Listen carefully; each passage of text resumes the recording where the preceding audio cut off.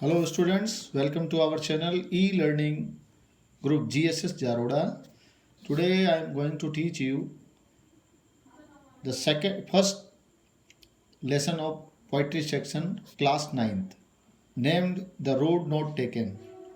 I hope you all are taking interest and trying your best to learn the lessons taught by us.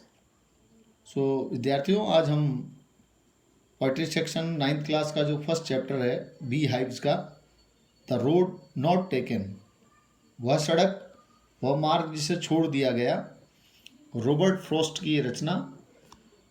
Point है इसके Robert Frost, उसे हम पढ़ेंगे आज। The road not taken. तो आइए इसकी शुरुआत करते हैं। सबसे पहले something about the poem. This well known poem, ये जो जानी मानी जो पोएम है, इज अबाउट मेकिंग चॉइसेस। ये विकल्प चुनने की बात करता है।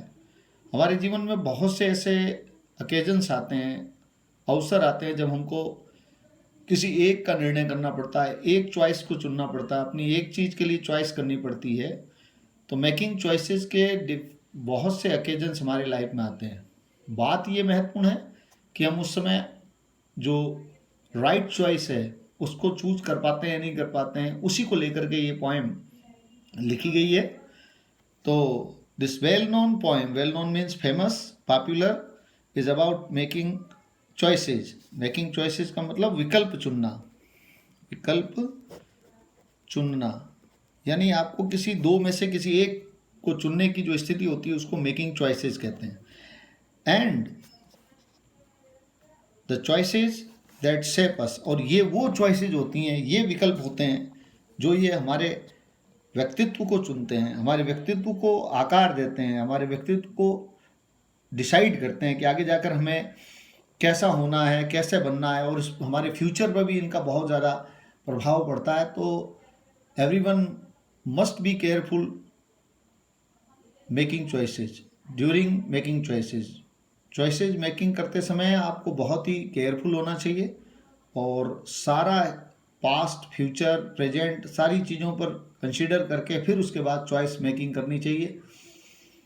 तो इससे आपका जो आने वाला समय है वो प्रेजेंट है, आने वाला समय है काफ़ी बेहतर होगा और आपको उस चॉइस का लाभ भी मिलेगा। पर ऐसे में अगर हम चॉइस मेकिंग करते समय अगर केयरफुल नहीं है तो फिर बहुत भारी नुकसान तक हो सकता है, यानी कई बार आपकी जान से भी हाथ धोना पड़ सकता है। तो आइए, this well known poem is about making choices and the choices that shape us. ये वो चॉइसेस होती हैं, ये विकल्प होती हैं जो हमें आकार प्रदान करती हैं, हमारे व्यक्तित्व को ढालती हैं। रॉबर्ट फ्रॉस्ट जो कि इसके पोइट हैं। अब something about the poet, is an American poet, ये एक अमेरिकन पोइट हैं। हु राइट्स सिंपली, जो कि साधारण रूप से लिखते हैं, साधारण भाषा का प्रयोग करते हैं, बट इनसाइटफुली, लेकिन उनकी जो रचनाएं हैं वो इनसाइटफुली होती हैं, अंतर भावना ली हुई होती है, अंतर्निहित भाव ली हुई होती है, गहरे अर्थ होते हैं उसके, जिनको समझना आसान भी नहीं होता। बट राइट सिंपली, वो लिखते बड़े साधारण तरीके से, लेकिन उनकी जो बातें हैं वो गहरा अर्थ लिए हुए होती हैं। और ये जो रचनाएं उनकी ज़्यादातर होती हैं जो सिंपली एंड इंसाइटफुली होती है, अबाउट कॉमन, सामान्य, एंड ऑर्डिनरी एक्सपीरियंसेस के बारे में होती है। यानी लाइफ के जो हमारे छोटे मोटे जो एक्सपीरियंसेस होते हैं, कॉमन एक्सपीरियंसेस जो हर आदमी एक्सपीरियंस करता है, हर व्यक्ति एक्सपीरियंस करता है, उनके बारे में इन्होंने ज़्यादातर अपने रचनाओं को लिखा है, उन अनुभवों को लेकर के लिखा है। और ये भी एक बिल्कुल एक कॉमन एक्सपीरियंस है इस पॉइंट में जो यहाँ पर पॉइंट ने डिस्कस किया है, क्योंकि हर व्यक्ति को अपने लाइफ में चॉइस को मेकिंग करना पड़ता है, चॉइस मेक करनी पड़ती है, अर्थात उसको विकल्प चुनना पड़ता है। तो उसी को लेकर के एक कॉमन बात जो है, आम आदमी के जीवन में ऐसे अवसर आते हैं, सभी के आते हैं। आई थिंक नोबडी, कोई भी इससे बच नहीं सकता, उन्हें लाइफ में कभी ना कभी चॉइस तो मेक करनी ही पड़ती है। तो ये बहुत ही इंपॉर्टेंट चैप्टर है और हमें बहुत अच्छे से सजेस्ट करेगा कि हमें ऐसी स्थिति में क्या करना चाहिए, what should be our behaviour then, what should be our ideas then, हमारा क्या होना चाहिए उस समय, विचार क्या होना चाहिए, क्या डिसीजन होना चाहिए, हमें क्या सोचना चाहिए उस ऐसी स्थिति में, और किस विकल्प को चुनना चाहिए वो हम जानेंगे। तो आइए, ये तो हुआ about the poem and the point. अब हम चर्चा करते हैं इस पोएम का जो फर्स्ट स्ट्रेंजा है उसको हम देखें, डिस्कस करेंगे। देखिए किस तरह से एक स्थिति सामने आती है। एक बार जब जंगल की यात्रा कर रहा है, जंगल से होकर के गुजर रहा है पॉइंट, तो उसके सामने क्या स्थिति आती है। देखिए क्या है, टू रोड्स, पॉइंट कह रहा है two roads diverge in yellow wood. Yellow wood का मतलब पतझड़ से युक्त जो जंगल है, वुड का मतलब जंगल होता है, और यहाँ पर येलो से मतलब है पीला, पीला पड़ जाना है पतझड़, पतझड़ से युक्त जो जंगल है, उस जंगल में टू रोड्स डाइवर्स, वहाँ पर दो रोड्स जो है एक पॉइंट पर आकर के, एक सिंगल रोड जा रही है और उस सिंगल रोड पे एक पॉइंट ऐसा आया जहाँ से दो रोड जो है वो वी के आकार में निकल जाती है, अर्थात दो रास्ते फट जाते हैं। ऐसी स्थिति में पॉइंट खड़ा है। And sorry I could not travel both, लेकिन अब उसकी उलझन ये है, यहाँ उसके सामने प्रॉब्लम ये आ रही है कि उसे कौन सा रास्ता चुनना चाहिए, what way he should select, he should choose. उसके सामने ये समस्या है कि उसे कौन सा रास्ता चुनना चाहिए।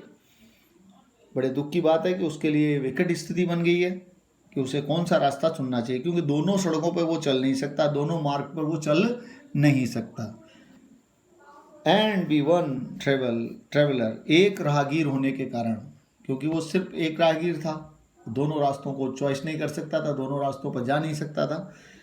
लॉन्ग आई स्टूड, मैं काफ़ी देर तक वहाँ खड़ा रहा। And look down one as far as I could, और एक रास्ते को पहले मैंने देखा। ऐसी स्थिति में जब भी आपको चॉइस करनी होती है तो हमें इसी तरह से विचार करना पड़ता है, स्थितियों को देखना पड़ता है, समझना पड़ता है कौन सा चॉइस सही है, कौन सा विकल्प सही है। तो ऐसे में मैंने वहाँ खड़े होकर, क्योंकि I couldn't travel both the way, both the road, so I stood there and thought for a long time. मैं वहाँ खड़ा रहा और काफ़ी देर तक मैंने विचार किया और देखा एक सड़क को मैंने, जहाँ तक मैं देख सकता था, एज फार एज, जहाँ तक मैं देख सकता था उस मार्ग को मैंने निहारा, देखा। टू वेयर, वहाँ तक, it bent in the undergrowth, उस वहाँ तक, उस जगह तक देखता रहा मैं जहाँ से ये रास्ता जो है झाड़ झंकाड़ या झाड़ियों में चला जाता है। अंडरग्रोथ का मतलब झाड़ियाँ, झाड़ झंकाड़ जो बुशेज वगैरह जो होती हैं, कच्चा रास्ता जो होता है, उस झुरमुट के अंदर झाड़ झंकाड़ की ओर जो चला जाता है, मुड़ गया है, वहाँ तक मैंने मेरी नज़र डाली। तो फर्स्ट स्टेंजा जो है काफ़ी हद तक एक डाउट क्रिएट कर रहा है।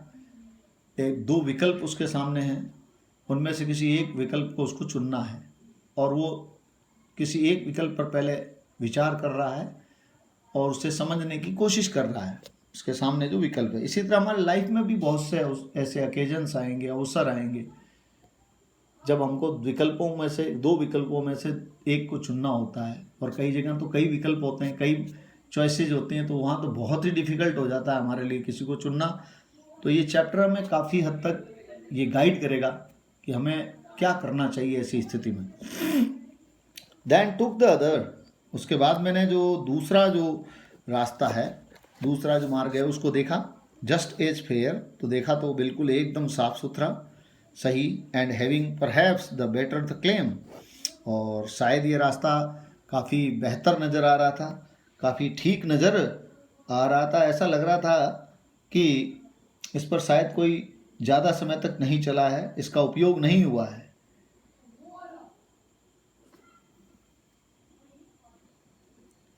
Because it was grassy and wanted wear, और इसका कारण ये था क्योंकि ये घास से युक्त था, एंड वॉन्टेड वेयर, और ऐसा लग रहा था कि इसके ऊपर किसी ने अभी तक ये रास्ता अधिक उपयोग में नहीं आया था, यानी बिल्कुल नया था।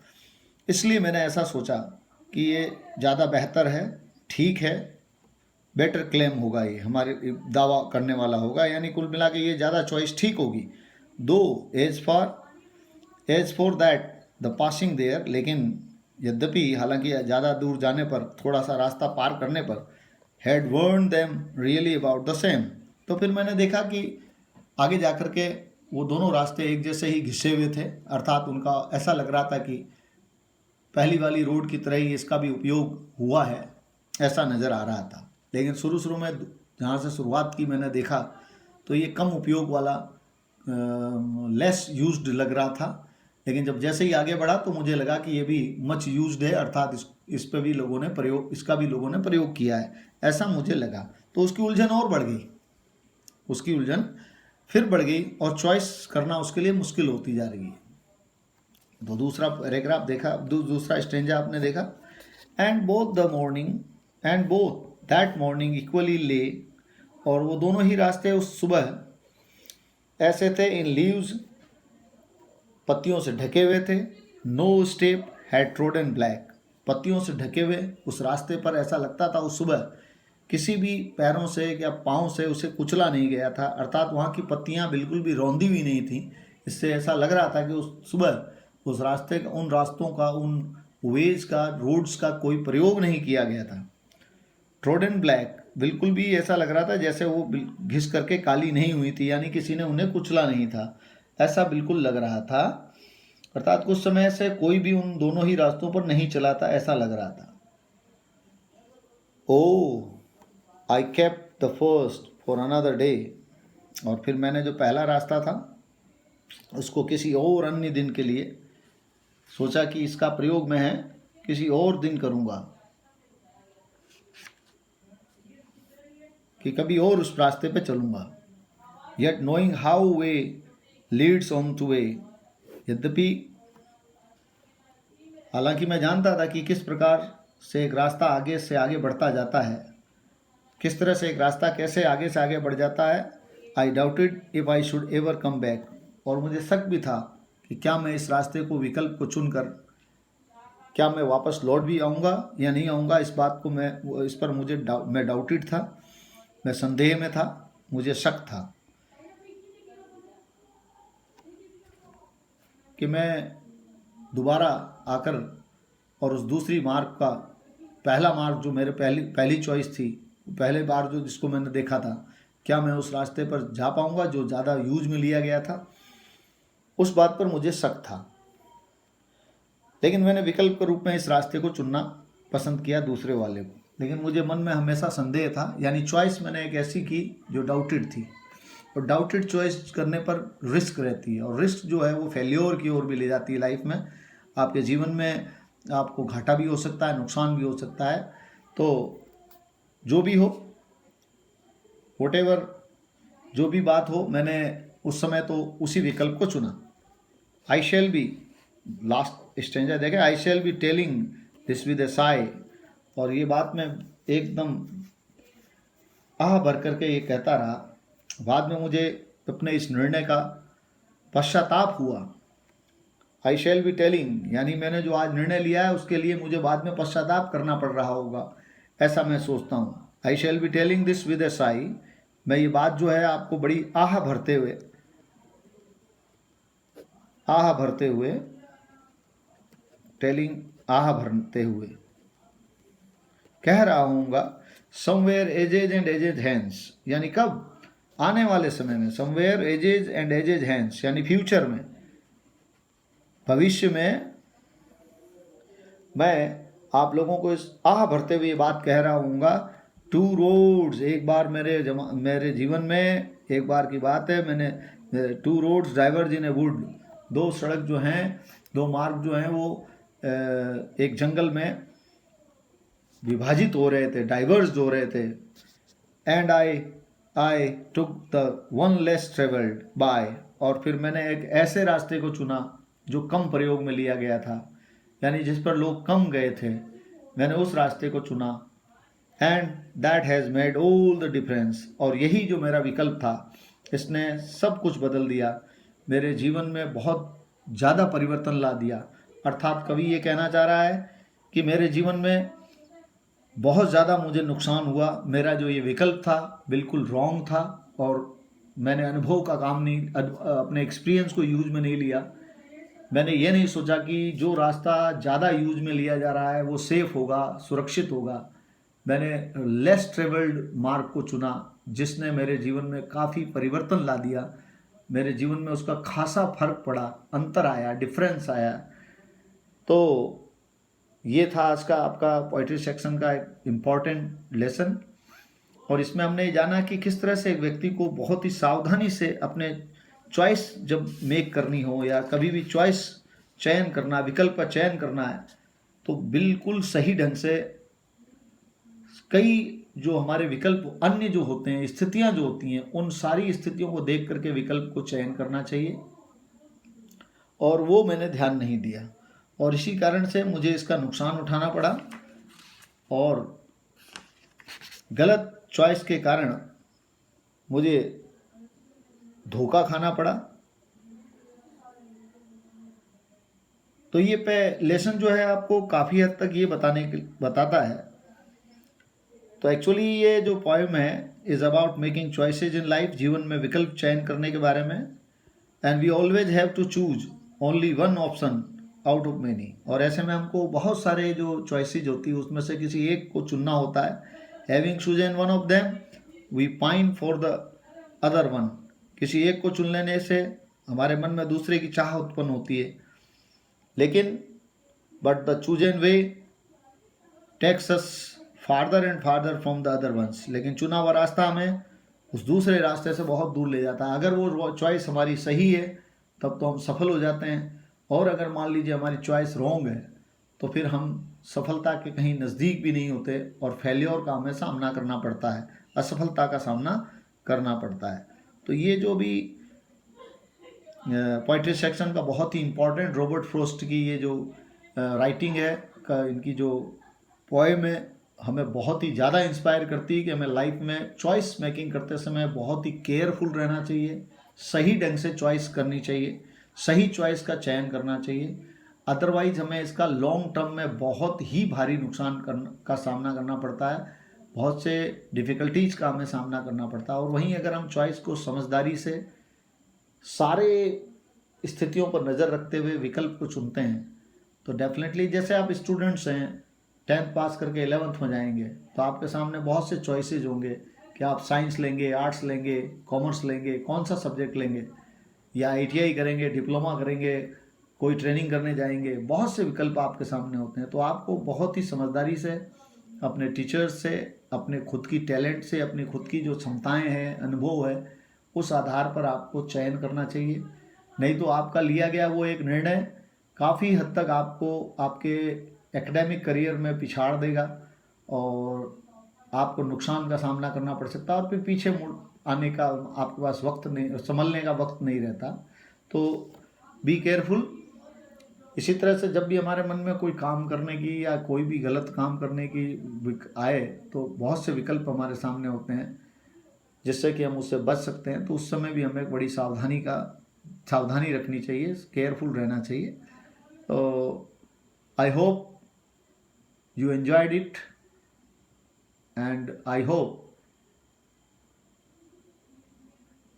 you have learned a lot from this lesson. Inspirational poem है ये और बहुत ही सजेस्टिव है, एजुकेटिव है। तो होप करता हूँ कि आप लोगों को समझ में आया होगा। और आज के बाद फ्यूचर में जब भी आपको चॉइस मेकिंग करनी है तो be careful making choices. Making choices करते समय आपको केयरफुल होना होगा। That's all for the day. Thank you. Okay.